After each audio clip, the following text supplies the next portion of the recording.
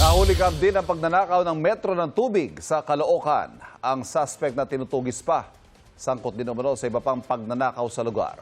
May unang balita si Gabriel Gonzalez.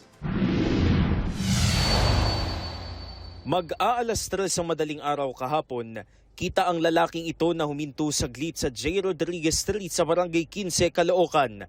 Pinagmasdan niya ang mga metro ng tubig. Maya-maya pa, binaklas na niya ang isa sa mga kontador. Saka siya tumakas sakay ng bisikleta.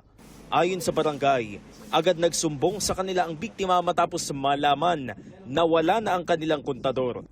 Ang suspect na si alias Totong, ilang beses na raw ginawa ang pagnanakaw sa mga karatig na lugar. May nakausap kami sa ibang barangay, actually ban na rin daw doon.